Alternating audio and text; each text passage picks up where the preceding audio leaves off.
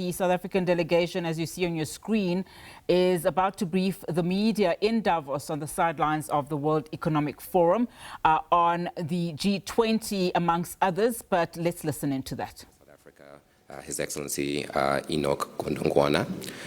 Next, I would like to introduce the Minister of Tourism for South Africa, Honourable Minister Patricia de Lille. And next to her, I would like to introduce the Honourable Minister for International Relations and Cooperation for South Africa, Honourable Minister Ronald Lamola. And then finally, I would like to introduce the Honourable Minister for Trade, Industry and Competition for South Africa, Honourable Minister Parks Tau. Thank you, ministers, for joining us. Today's press conference focuses on how South Africa is building on the momentum of its historic G20 presidency last year, and how global dialogue is being translated into practical collaboration, sustained partnerships, and long-term impact. South Africa's G20 presidency played a significant role in elevating Africa's engagement in the global economic discussions and reinforcing the continent's position as an active and constructive partner in addressing shared global challenges. As the global context becomes more complex, there is a growing opportunity to build on the outcomes of the annual summits through platforms that deepen engagement, support sustained dialogue, cooperation, and partnerships between governments, businesses, and civil society. Against this backdrop, the World Africa, that South Africa will host a spring Davos in South Africa in 2027, bringing the forum's global convening platform to the African continent, similar to the forum's upcoming global summit taking place in Jeddah this year in April. This global summit for South Africa will create a space for leaders to align on priorities, to explore investment opportunities and strengthen collaboration across regions, with a particular focus on growth, resilience, and long-term economic opportunity. With that, I am pleased to invite the Minister of Finance for South Africa, Honourable Gondongwana, to share his perspective. Honourable Minister, thank you for joining us. Could you please highlight the overall success of South Africa's G20 presidency, particularly with a focus on the finance track? Do I have to press anything, or is this? No, it's on. It's fine. Okay. No, I think. Thank you very much, and the members of the media. I think we set ourselves an ambitious targets for the finance track. And we're proud to say we, in fact, in certain areas exceeded our targets. Key issues which we had a focus on the African continent as for starters to achieve growth, and looked at the critical impediments to that growth. And the international organizations and the finance track members supported such an agenda which focused on 4 key areas. One was macroeconomic vulnerability, weak economic institutions, lack of infrastructure, and high cost of capital. The G20 finance ministers launched the G20 Finance Track Africa Engagement Framework for 25 to 2030 at their October meeting to support the African continent and its member countries in achieving their economic, financial, and related objectives. We acknowledge the multi-year framework as an opportunity for enhancing collaboration between the G20 and Africa and a lasting legacy of South Africa's presidency. This framework provides unique opportunity to unlock Africa's regional economic benefits. The major achievement has been the endorsement of the G20 Ministerial Declaration on Debt Sustainability, which commits to supporting efforts by low and middle-income countries to address debt vulnerabilities, many of which are on the African continent. This declaration is significant because it outlines key actions and commitment to support sustainable debt levels for low and middle-income countries. South Africa's presidency continued the G20's original mandate to promote strong, sustainable, balanced, and inclusive growth. The G20 endorsed the following reports. A, risk to the global economy, policy adjustment, and enhanced cooperation. B, macroeconomic policies and structural reforms for stronger, sustainable economic growth in the context of risk from severe weather and natural disasters. During South Africa's G20 presidency, there was also a focus on increasing quality infrastructure investment to support faster economic growth, sustainable development.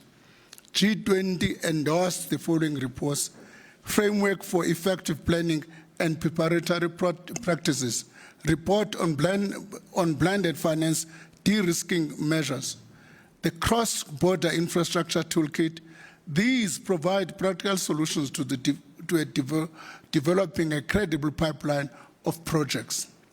South Africa's G20 presidents also established the Africa Expert Panel to provide strategic advice by exploring and defining approaches that advances Africa's collective development interests. But key recommendation from this has been to say even the borrowers must have a voice, and a critical recommendation is what is called a borrowers forum as part of this development, which also touched on the recommendation on the cost of capital for the lower and developing and middle-income countries, and what are the biases that makes those the higher cost for these countries.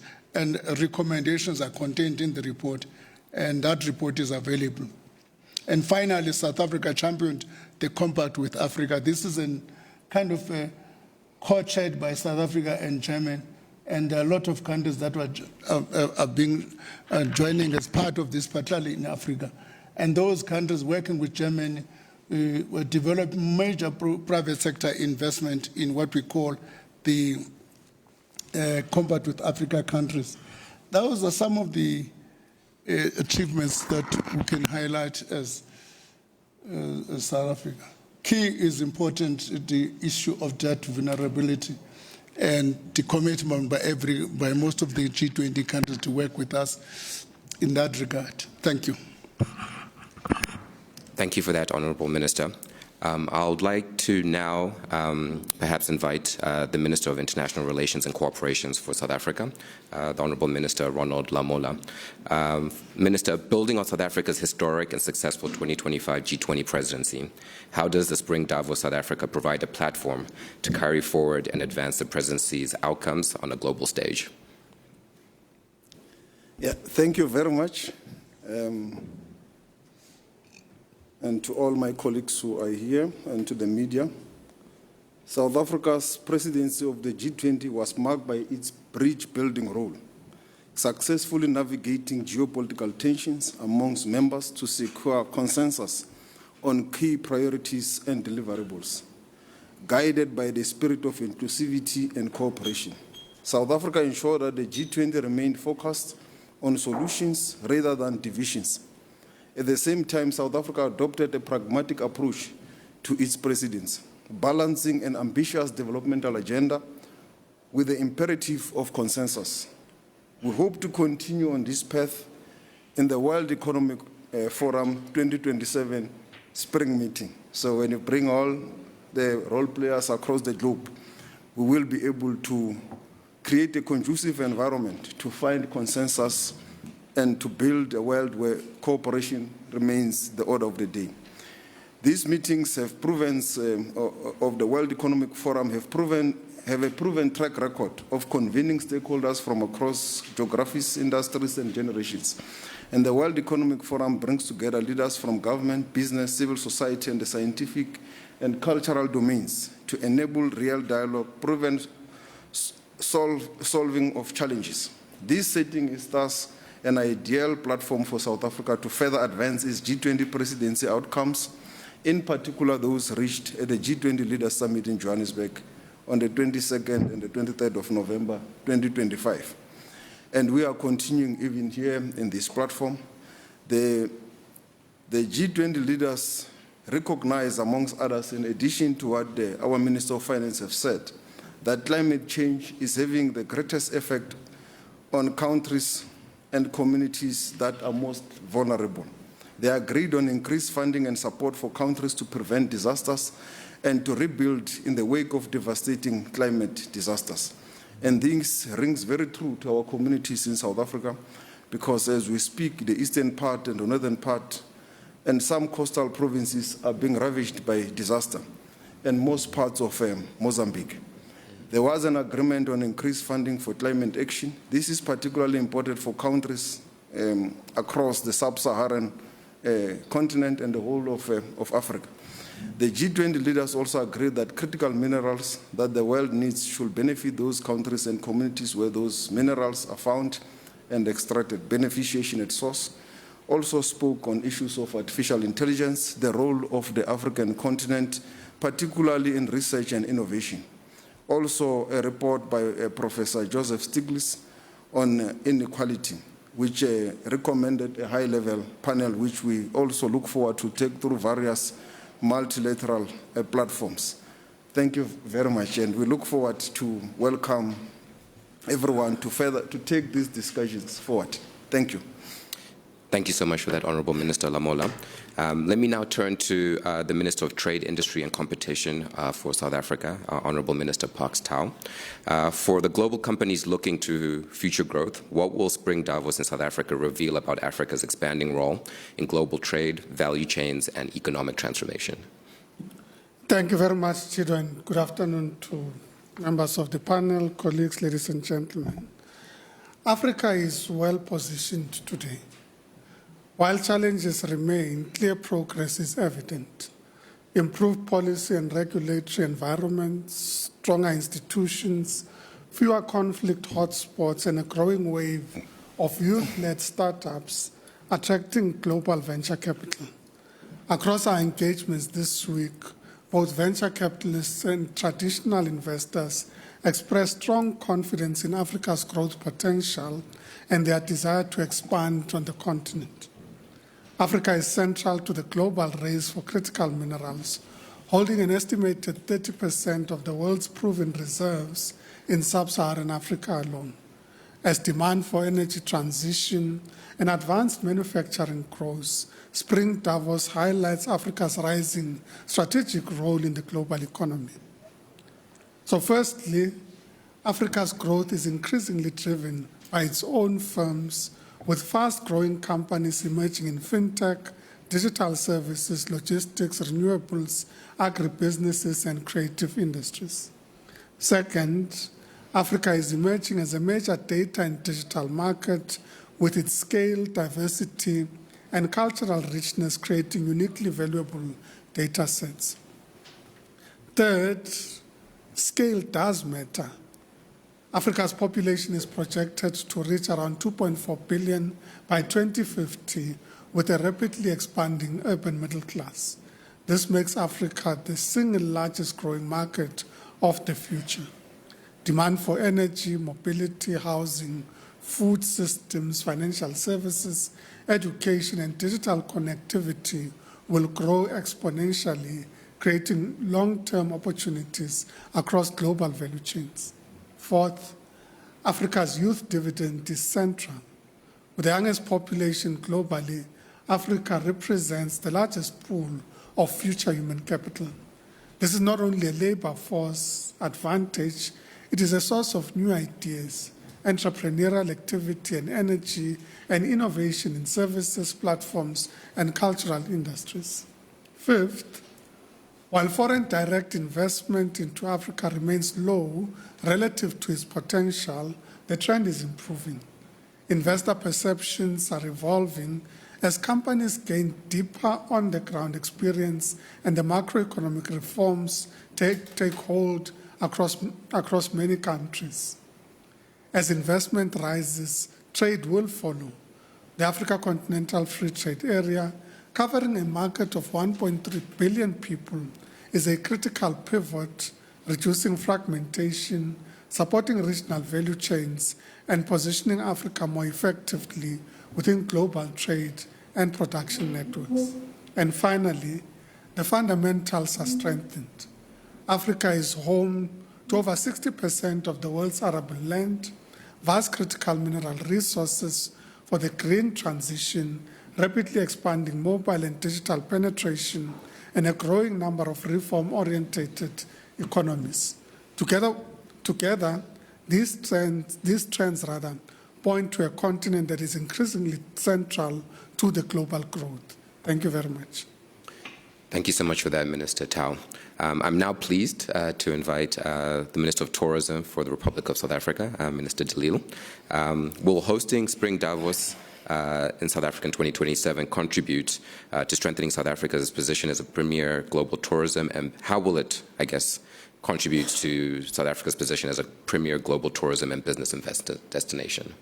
Well, thank you for the opportunity. Let me start by thanking the World Economic Forum for selecting South Africa to host the Spring Davos in 2027.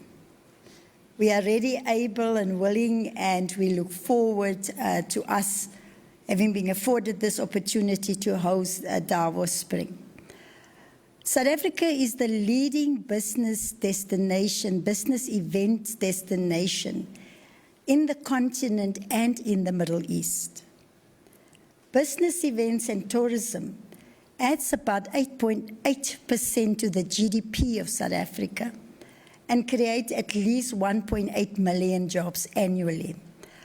So this will further strengthen our sector to create more jobs and to assist us in building that inclusive economy.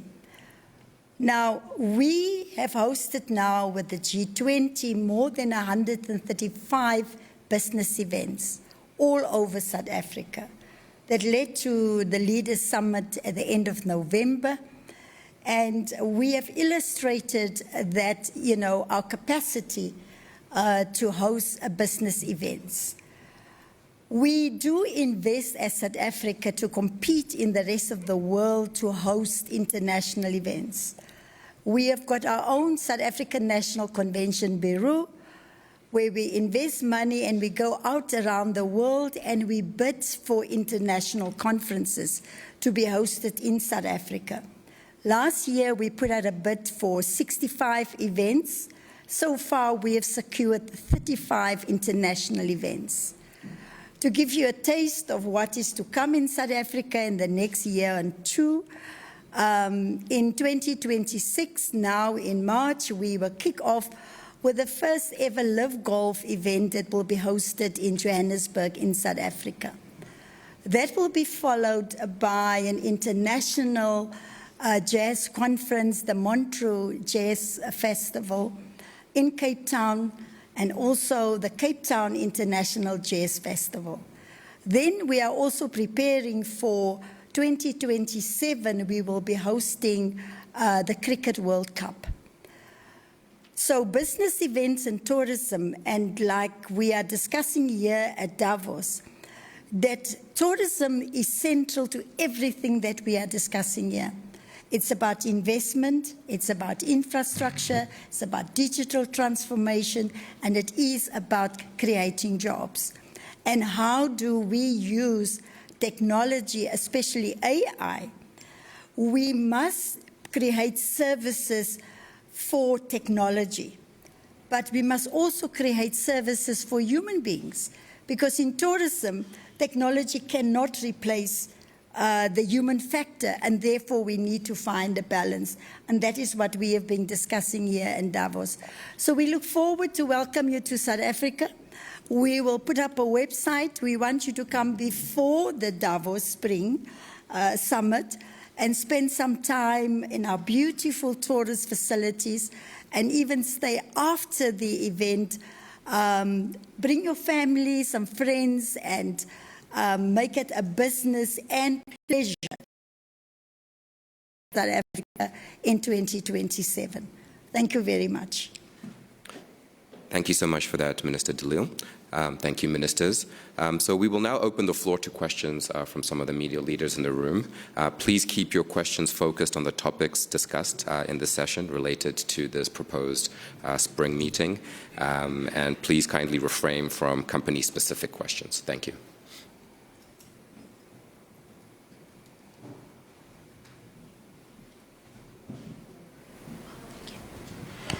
Good afternoon. My name is Glorious from SABC News. I'd like to understand, with South Africa being blocked from participating in the G20 in 2026, and we're seeing some African countries also being banned from visiting the United States. What does this mean for African voice on global affairs, especially during this time of uncertainty? Thank you. Perhaps we'll take one more question and then I'll go to the ministers.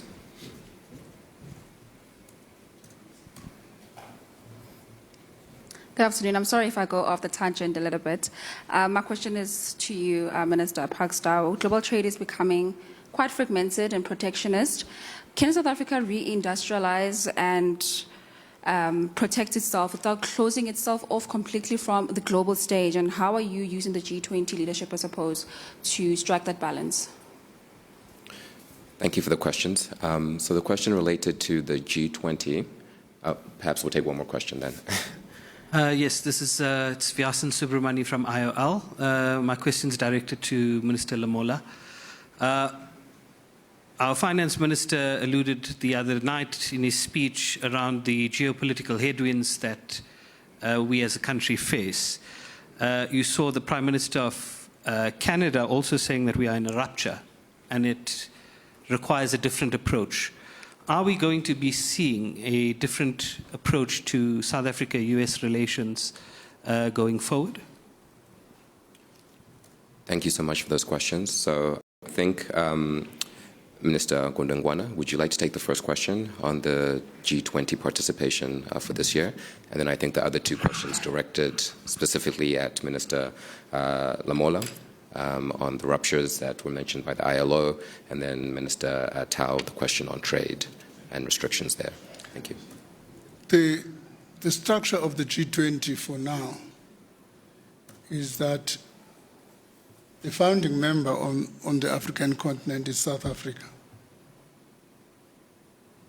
Subsequent to that, the AU has been accepted as a permanent member.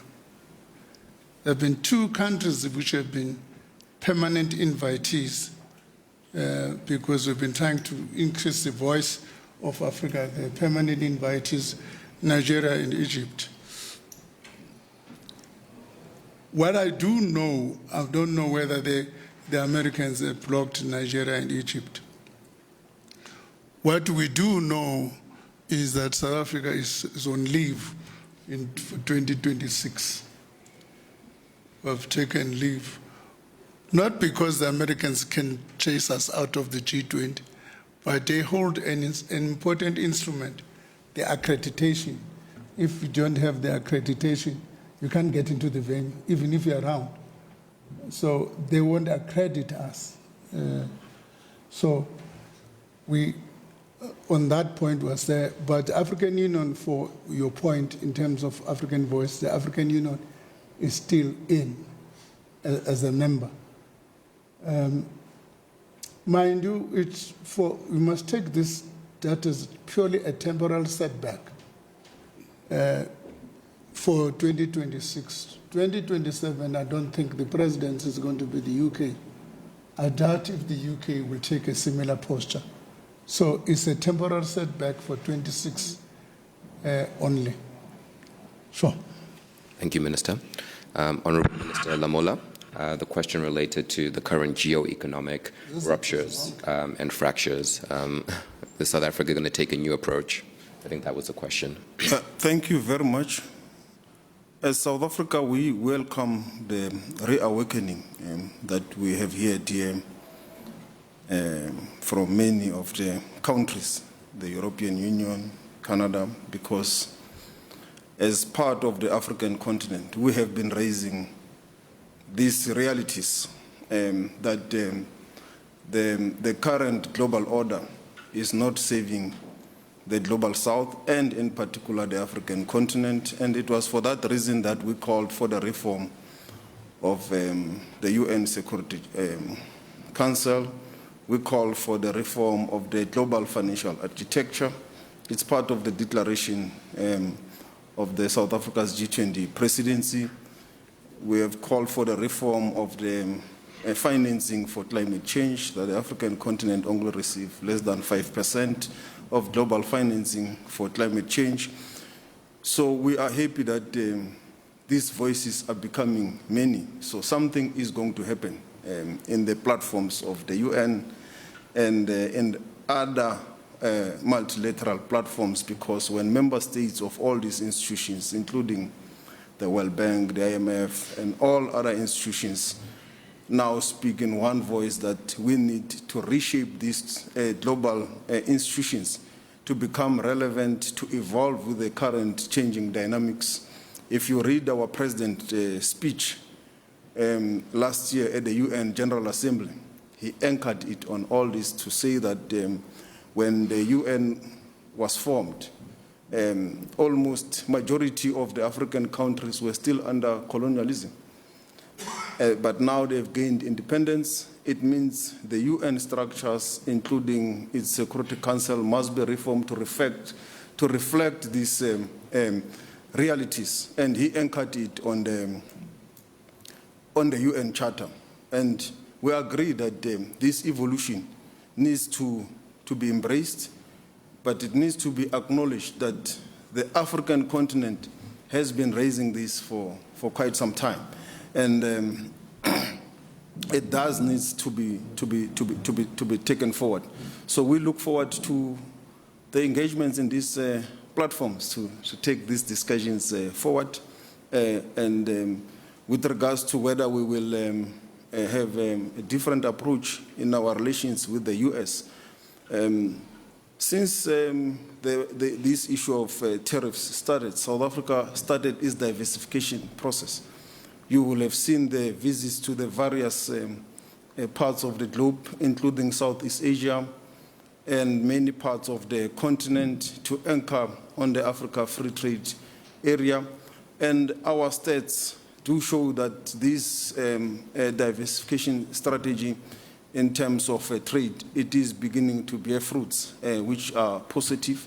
So we will continue on that path to diversify, to build self-sustainability within our own domestic capabilities, internal resource mobilization. That is what is needed within the country, but also for South Africans to gear up for the difficulties that will obviously arise as changes happen, to prepare ourselves for this unpredictable world, but remain calm, restrained, and continue to play our role in the various global platforms and multilateral institutions. Thank you. Thank you, Minister. And Minister Tau, the question around how South Africa and Africa can succeed in sort of the reshaping of these global global supply chains. Well, thank you very much once again. You know, one of the recurrent themes in the discussions here at the World Economic Forum has been the reality that global trade has been significantly disrupted in the past year. And part of that has led to a situation where trade under the rules of the World Trade Organization has decreased from an estimated 80% to 70%. And that disruption has not just been on South Africa, not only on Africa, but it's been a global challenge that we all have to deal with. So we're dealing with it at different levels. The first is at a multilateral level. In fact, this morning we had a meeting, an informal meeting of ministers of the World Trade Organization in preparation for the ministerial conference taking place in Yaoundé, Cameroon in March. And one of the points that were reaffirmed was the need for us to continue having a rules-based trading system globally. We also acknowledged, of course, that the World Trade Organization has on its own faced challenges, and therefore the need to ensure that we reform the World Trade Organization, its systems, its processes, how it deals with disputes in an environment of trade disputes between countries or trade disputes that involve companies in our respective countries. How do we deal with that on the basis of agreed to rules? And we think those issues are important in taking forward world trade and stabilizing the world trading environment. The second is at a bilateral level. I can reaffirm that South Africa has no intention of closing itself off. South Africa has no intention of seeking to define itself as outside the global community of nations and the trade flows that are happening between nations.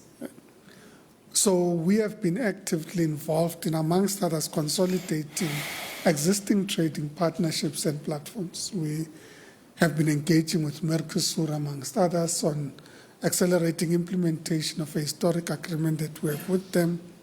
We've been engaging ASEAN on an agreement with the ASEAN nations. We've been engaging with the GCC countries, the UAE, Saudi Arabia, and now would be having engagements with Qatar and others.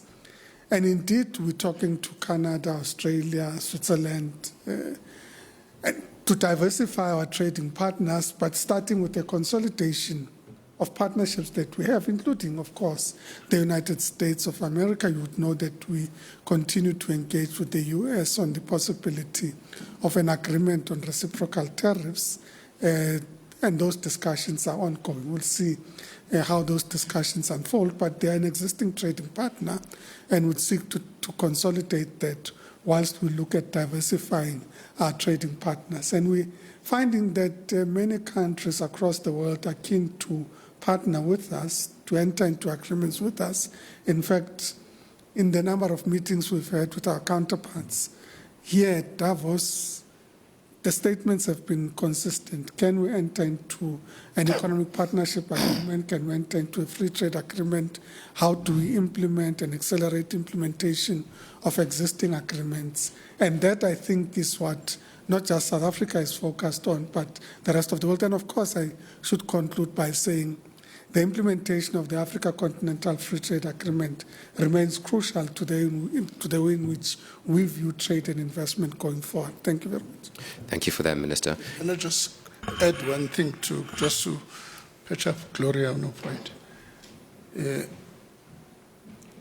resolutions and decisions that are contained in the declarations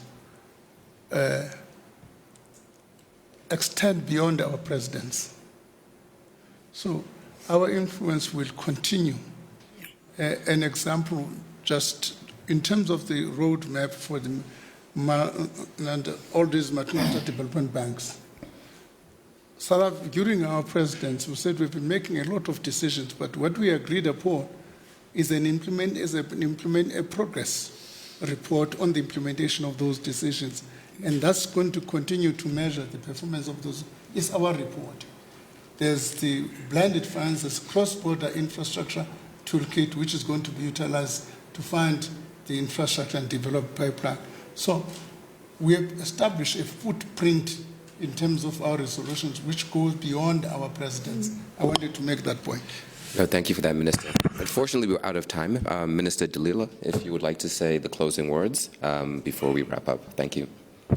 Yes, anything you wanted to comment on? On behalf of the South African delegation, we want to thank all of the investors and all of the companies that have been engaged with all of us here. We've learned a lot. We're taking a lot back.